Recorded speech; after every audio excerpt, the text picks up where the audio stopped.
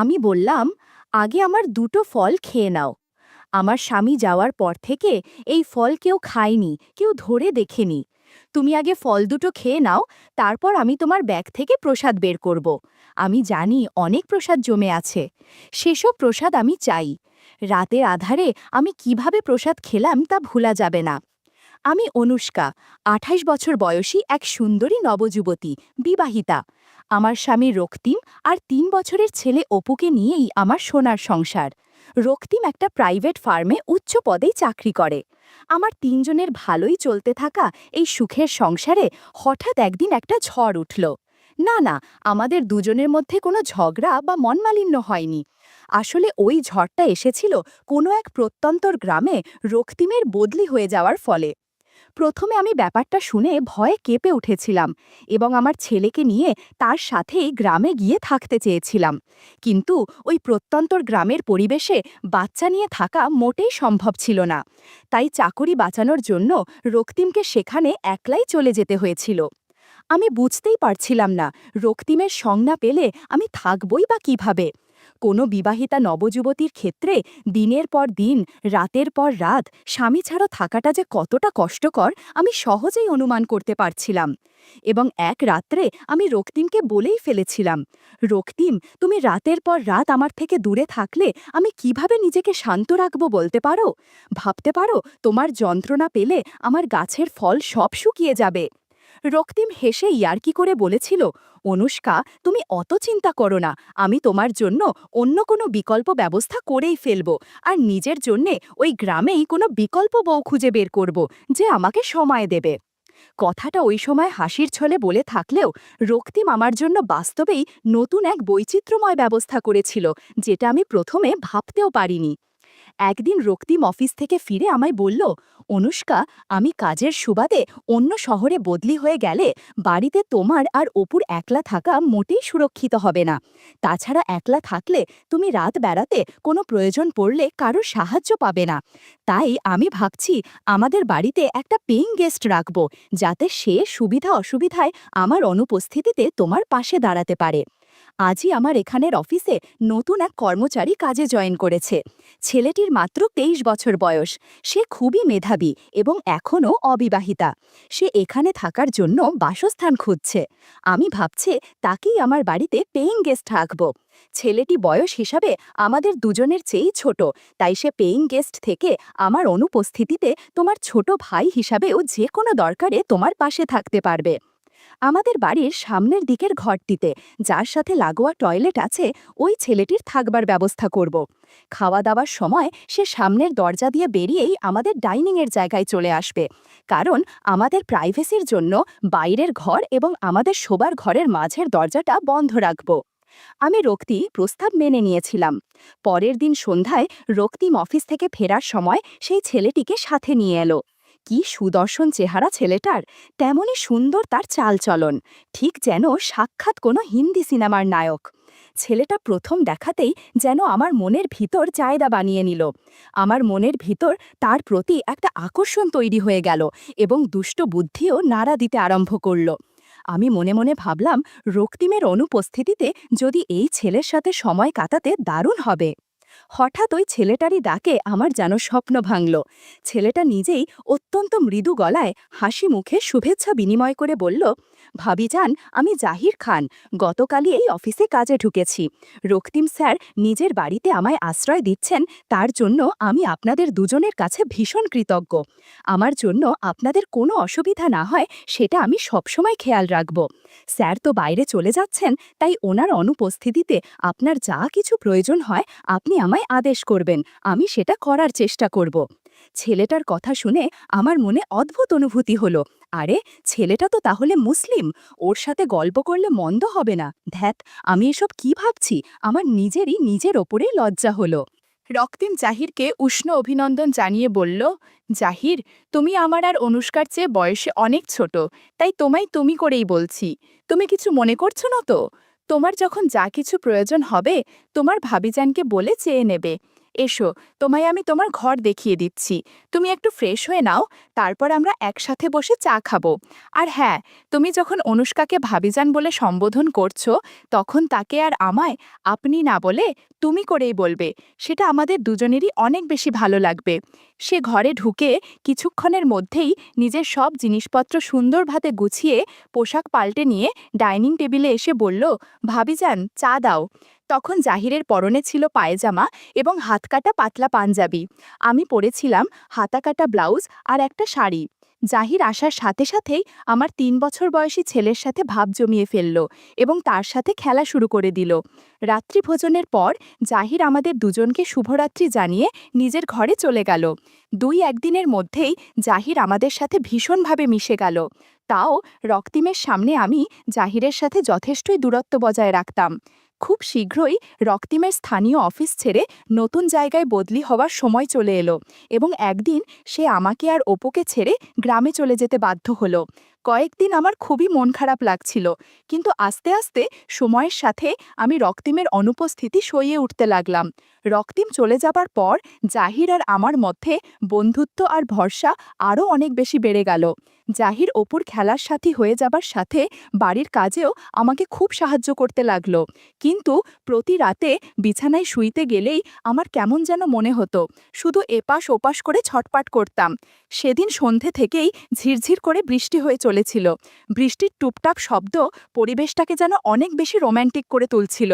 জাহির আমায় বলল, ভাবিজান তুমি কেমন যেন মনমরা হয়ে আছো। ভাইজান জানতে পারলে কিন্তু আমার ওপর ভীষণ রাগ করবে। শোনো, আজ রান্নার ছুটি।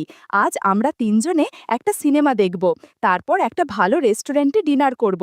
আজ কিন্তু সব খরচ আমার, তুমি কোথাও কোনো টাকা দেবে না। আমারও এই পরিবেশে বাড়িতে থাকতে আর যেন ভালো লাগছিল না। তাই আমি জাহিরের প্রস্তাবে রাজি হয়ে ছেলেকে তৈরি করে নিজের পোশাক পাল্টে নিয়ে বেরোনোর জন্য তৈরি হয়ে গেলাম। সেদিন আমার পরনে ছিল জিন্সের প্যান্ট এবং টি শার্ট, যেটা সাধারণত আমি রক্তিমের সাথে বেড়াতে যাবার সময় পরতাম। এই পোশাকে আমাকে খুব মানায়। ওড়না পরি না বলে বেশি আকর্ষণীয় লাগে। জাহির আমার দিকে এক পলক তাকিয়ে মুচকি হেসে বলল, ওয়াও, কি ড্রেস দিয়েছ ভাবিজান, তোমায় তো একদম ২০ বছরের নবযুবতী মনে হচ্ছে। আমি লজ্জা পেয়ে বললাম, আচ্ছা, ভাবিজানের রূপের অনেক গুণগান করেছ, এবার বাড়ি থেকে বের হও, তা না হলে সিনেমা আরম্ভ হয়ে যাবে। আমরা ৩ জনে মিলে একটা ক্যাবে সিনেমা হলে পৌঁছালাম। তখনও বেশ ঝিরঝির করে বৃষ্টি পড়ছিল। সিনেমা হলে আমি এবং জাহির পাশাপাশি বসলাম এবং আমার অন্য পাশে অপু বসেছিল। সিনেমা শুরু হবার পর হল পুরো অন্ধকার ছিল। এ সময় জহিরের হাতের সাথে আমার হাতের স্পর্শ লাগছিল।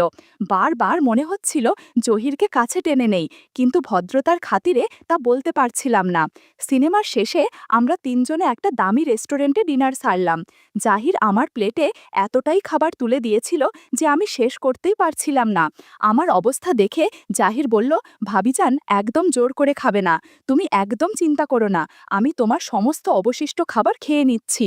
আমি সাথেই বাধা দিয়ে বললাম, না না জাহির, সেটা হয় না, তুমি কেন আমার এটো খাবার খাবে? প্রত্যুত্তরে জাহির মুচকি হেসে বলল, কেন ভাবিজান, দেওর কেন তার আদুরি ভাবিজানোর প্রসাদ খেতে পারে না? আমি নিশ্চয়ই আমার সুন্দরী ভাবিজানের প্রসাদ খাবো। এই বলে জাহির জোর করে আমার এটো প্লেট থেকে কাবাবের উচ্ছিষ্ট অংশটা তুলে খেয়ে ফেলল। জাহির আমার উদ্দেশ্যে দুটো বিশেষণ ব্যবহার করেছিল, আদুরি আর সুন্দরী।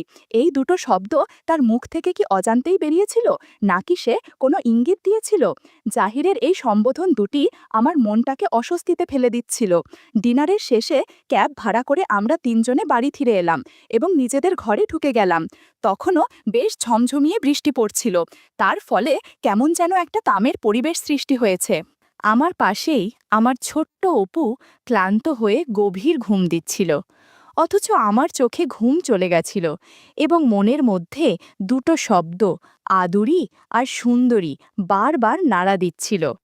আমি আমার আর জাহিরের ঘরের মাঝের বন্ধ দরজাটার দিকে তাকালাম। এই দরজাটার ওপারেই জাহির আছে। ভাবলাম, জহির কি করছে একটু দেখা দরকার। তখন আমার পরনে ছিল নাইটি। ওই অবস্থাতেই আমি মাঝের দরজার কাছে গিয়ে ছিটকিনিটা নামিয়ে কপাট দুটো খুললাম। জাহিরের ঘরের ভেতরের দৃশ্য দেখে আমার চোখ কপালে উঠে গেল। জাহিরের ল্যাপটপটা চলছিল। ল্যাপটপের স্ক্রিনে আমার ফেসবুকের প্রোফাইল ছবিটা ভাসছিল, আর জাহির সেই দিকে তাকিয়ে অদ্ভুত আচরণ করছিল। আমি আর চুপ করে দাঁড়িয়ে থাকতে পারিনি। গুটি গুটি পায়ে এগিয়ে গিয়ে আমি জাহিরকে বললাম, জাহির, তুমি একবারও মুখ ফুটে তোমার মনের কথাটা আমায় বলতে পারলে না? জাহির আমার সহসা আক্রমণে পুরো ভ্যাবাচাকা খেয়ে ভীষণ ভয় পেয়ে সাথে সাথেই নিজেকে গুছিয়ে আমতা আমতা করে বলল, না না, ভাবিজান, তুমি কিছু মনে করো না, আর ভাইজানকেও যেন এ বিষয়ে কিছু বলো না, প্লিজ তুমি আমায় ক্ষমা করে দাও, আমি আর কোনোদিন এমন করব না। আমি মুচকি হাসি দিয়ে বললাম, শোনো, প্রথমত এই সময় আমি তোমার মুখ থেকে ভাবিজান শুনতে চাই না, অনুষ্কা শুনতে চাই। দ্বিতীয়ত, আজ আমি সিনেমা হলে তোমার পাশেই বসেছিলাম, তুমি অন্ধকার থাকা সত্ত্বেও আমার কানে কানে তোমার মনের ইচ্ছেটা বললে না কেন? তুমি যদি আমায় এতটুকুও জানাতে তাহলে মাই আর বাধা দিতাম না, কিন্তু কেন আর কিসের ভয়ে তুমি আমার দিকে একটাও পা এগোতে পারলে না? শোনো, তুমি যেটা ছেলে হয়েও বলতে পারলে না, আমি মেয়ে হয়েই বলছি, আশীর্বাদের প্রসাদ আমি নিতে চাই। এই প্রসাদ পেলে আমি নিজেকে ভাগ্যবতী মনে করব। তাও জাহির আমায় বলল, না না অনুষ্কা, এটা ঠিক হবে না, ভাইজান জানতে পারলে আমায় শেষ করে দেবে। আমি বিদ্রূপ করে বললাম, ও, ভাইজান মানে রক্তিম, সে তো এখন 200 কিলোমিটার দূরে আছে, সে 1 মাসের আগে আসতেও পারবে না, আর আমি এতটা বোকা নই যে তাকে ফোন করে তোমার আমার সম্পর্কটা জানাবো। তুমি শুধু গাছের ফল খাবে আর আশীর্বাদ করবে, আমি তোমার আশীর্বাদের প্রসাদ নিতে চাই। বন্ধুরা, তোমরা বুঝেছ তো কিসের কথা বলছি? আমার কথা শুনে জাহিরের ভয় কমে গিয়ে মুখে হাসি ফুটল। বললাম, আগে দুটো ফল খেয়ে নাও, রক্তিম যাওয়ার পর থেকে এই ফল কেউ খায়নি, কেউ ধরে দেখেনি। তুমি আগে ফল দুটো খেয়ে নাও, তারপর আমি তোমার ব্যাগ থেকে প্রসাদ বের করব। সেদিন রাতে জহির ঘণ্টাখানেক আশীর্বাদ করেছিল আর অনেক প্রসাদ দিয়েছিল। আমি জহিরকে বললাম, আজকের মতো এখানেই থাক, আবার কাল আশীর্বাদ করো, কেমন?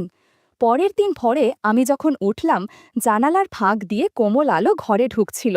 ঘড়ির কাঁটা তখন 6টা ছুঁই ছুঁই, কিন্তু আমার ঘুম ভাঙল অনেক আগেই, কারণ রাতের স্মৃতি যেন এখনও বুকের ভেতরে কাঁপছিল।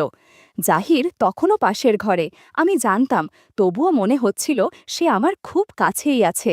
রান্নাঘরে ঢুকে চা বসালাম। কাপে ধোঁয়া ওঠা চা ঢালতে ঢালতে আমার মনে হচ্ছিল আজকের দিনটা যেন সাধারণ হবে না। গত রাতের কথা ভেবে আমার ঠোঁটের কোণে অজান্তেই হালকা হাসি ফুটে উঠছিল। কিছুক্ষণ পর জাহির ঘরে এলো, মুখে এক অদ্ভুত লাজুক কিন্তু উজ্জ্বল হাসি। আমি চা এগিয়ে দিয়ে মজা করে বললাম, কি হলো, ভোরবেলা এত চুপচাপ কেন? সে লাজুকভাবে নিচে তাকিয়ে শুধু বলল, অনুষ্কা, আমি ভাবিনি তুমি আমায় এতটা সাহস দেবে। আমি মিষ্টি গলায় বললাম, সাহস তো আমি শুধু শুরুতে দিলাম, বাকিটা তোমার নিজের ভেতরের শক্তি। আমার কথা শুনে তার চোখে একটু উজ্জ্বলতা এলো। চা খাওয়া শেষ হতেই আমি বললাম, চলো বাগানে যাই, সকালবেলার হাওয়া আজ বেশ সুন্দর। আমরা দুজন উঠোন পার হয়ে বাগানে গেলাম। কচি রোদ আর হালকা শিশির মাখা ঘাস পায়ের নিচে ভিজে ভিজে লাগছিল। আমি একটা আম গাছের নিচে দাঁড়িয়ে হঠাৎ বললাম, জাহির, জানো তো, কাল রাতের মতো মুহূর্ত বারবার আসে না, কিন্তু যদি তুমি চাও আমরা প্রতিদিন একটু একটু করে সেই অনুভূতিটা বাঁচিয়ে রাখতে পারি। জাহির একটু কাছে এসে দাঁড়ালো, তার চোখে আবার সেই দ্বিধা দেখা দিল। আমি মৃদু হেসে বললাম, আবার ভয় পাচ্ছ? ভয় পেও না, আমি আছি। তারপর আমি একটা আম ছিঁড়ে এনে তার হাতে দিলাম। বললাম, দেখো, এই ফলের মতো জীবনটা মিষ্টি হতে পারে যদি আমরা চাই। জাহির আমটা হাতে নিয়ে আমার চোখে তাকালো, আর সেই মুহূর্তে তার ভেতরের বাঁধন যেন খুলে গেল। আমরা দুজনেই গাছের ছায়ায় বসে গেলাম। হাওয়া বইছিল, চারপাশে শুধু পাখির ডাক আর আমাদের দুজনের নিঃশ্বাসের শব্দ। আমি তার কাঁধে মাথা রাখলাম, সে ধীরে ধীরে আমার হাতটা ধরল। সেই স্পর্শে আমার বুকের ভেতর কেমন করে উঠল একটা মিষ্টি নরম কাঁপুনি। আমি ফিসফিস করে বললাম, জাহির, গতরাতে তুমি আমায় যে আশীর্বাদ দিলে সেটা শুধু শুরু। আমি চাই প্রতিদিন তুমি নতুন করে আমায় সেই প্রসাদ দাও। এতে আমিও ভাগ্যবতী হব, তুমিও শান্তি পাবে। জাহির কোনো উত্তর দিল না, শুধু আমার হাত শক্ত করে ধরে রাখল। তার চোখে স্পষ্ট ছিল সে আজ নিজের ভেতরের ভয়টা পুরোপুরি হারিয়েছে। বাকি দিনটা যেন অন্য রকম হয়ে গেল। আমরা দুজন কাজের ফাঁকে ফাঁকে চোখাচোখি করছিলাম, ছোট ছোট ইঙ্গিতে একে অপরকে বুঝিয়ে দিচ্ছিলাম। সন্ধ্যা নামতেই আমার ভেতরে আবার অদ্ভুত এক প্রতীক্ষা তৈরি হলো। আজ রাতটা অন্য রকম হবে।